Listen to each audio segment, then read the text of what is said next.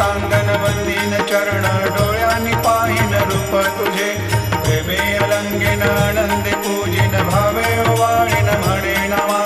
त्वमेव माता पिता त्वमेव त्वमेव बंधु सखा त्वमेव त्वमेव विद्या द्रविणं त्वमेव त्वमेव सर्वं मम देवदेव कायेन वाचा मनसेन्द्रियैर्वा बुद्ध्यात्मना वा प्रकृति स्वभावात् करोमि यद्यत् सकलं परस्मै नारायणायति समर्पयामि अच्युतं केशवं रामनारायणं कृष्णदामोदरं वासुदेवं हरिं श्रीधरं माधवं गोपिकावल्लभं जानकीनायकं रामचन्द्रं भजे हरे